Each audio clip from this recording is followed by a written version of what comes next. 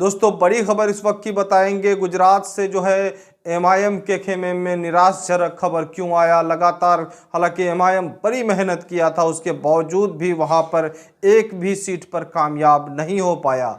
यानी गुजरात में कई सीटों पर एमआईएम का सीधे मुकाबला था। उनके जो उम्मीदवार थे बिल्कुल जो है रेस में और आगे चल रहे थे। ऐसा लग रहा था कि आखिर तक गुजरात में एमआईएम का खाता खुल सकता है। जिस तरह से हम शुरू से ही बता रहे थे कि जमालपुर और भूंज में एमआईएम के उम्मीदवारों का जो है टक्कर हो सकता है, कड़ा मुकाबला हो सकता है। भले ही आपको कई चैनल वाले 4 से 5 सीट बताए हो, लेकिन लगातार शुरू से ही हम बता रहे थे कि वहां पर 2-3 सीटों पर मुकाबला है। ऐसा ही रहा और लगातार जो है आप देख रहे थे कि शुरू से ही जब गिनती चालू हुआ उसके दौरान से ही एमआईएम के उम्मीदवार जो है आगे चल रहे थे। साबिर काबिलीवाला जो खुद वहां के प्रदेश अध्यक्ष थे वो खुद आगे चल रहे थे और उस वक्त जो है एमआईएम के चेहरे पर खुशी महसूस हो रहा था। वहां पर एमआईएम के जो कार्यकर्ता है उनके चेहरे पर जो है खुशी महसूस हो रहा था कि एमसीडी दिल्ली चुनाव में कामयाबी ना मिले, लेकिन गुजरात विधानसभा चुनाव में खाता खुलेगा।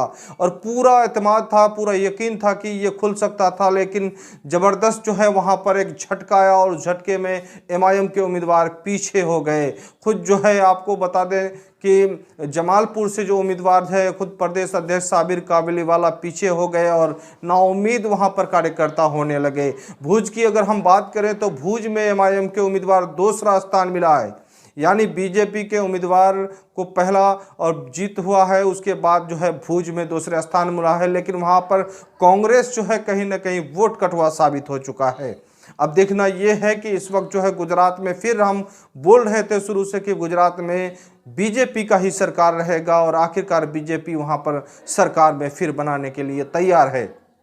यानी बीजेपी को अब तक 150 सीटों पर जो है वहां पर जीत दर्ज हुआ है। वहीं कांग्रेस जो है जबरदस्त, कांग्रेस का जो है वहां पर 30 और आम आदमी पार्टी को 10 और अदर में 3 सीट जा चुका है। कहीं ना कहीं जो है जो उम्मीदें गुजरात से था वो नहीं हो पाया। उधर बिहार में कुर्नी विधानसभा में उपचुनाव था, उपचुनाव में वहां पर भी मतगणना था और वहां में पर भी जो है महागठबंधन के उम्मीदवार यानी जदयू प्रत्याशी के उम्मीदवार का हार हुआ है और साथ ही साथ एमआईएम के उम्मीदवार का भी हार हुआ है। साथ ही साथ वहां पर जो है बीजेपी के उम्मीदवार को जीत मिला है और जीत का जश्न मना रहे हैं।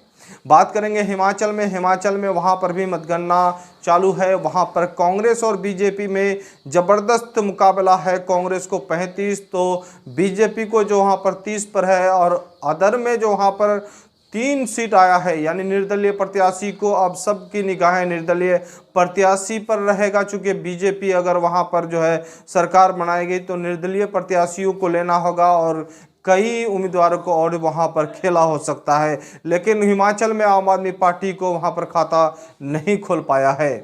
बैरिस्टर असदुद्दीन ओवैसी साहब आज गुजरात चुनाव और एमसीडी दिल्ली चुनाव को लेकर प्रेस कॉन्फ्रेंस कर सकते हैं। हम लगातार आपको अपडेट दिखाएंगे। लेकिन इस वक्त जो उम्मीदें एमआईएम के जो है कार्यकर्ताओं को था और साथ ही साथ जो कि गुजरात में खाता खुलेगा वो निराशजनक खबर है उनके लिए। और गुज़िश्ता कल भी दिल्ली में जो उम्मीद था वो भी नहीं हो पाया और दिल्ली में 15 सीटों पर चुनाव लड़ा, एक भी सीट पर खाता नहीं खोल पाया।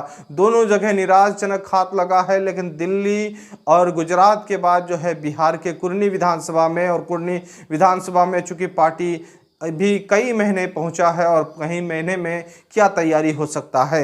लेकिन लगातार आप देखते रहे, आपको दिखाएंगे। अब सबकी निगाहें फिर बिहार के लोकसभा चुनाव पर होगा 2024 में और पूरा अपडेट दिखाएंगे आपको, ग्राउंड रिपोर्ट भी दिखाएंगे। तब तक द मैसेज न्यूज़ में नए हैं, चैनल को सब्सक्राइब करें, अच्छा लगे तो लाइक करें।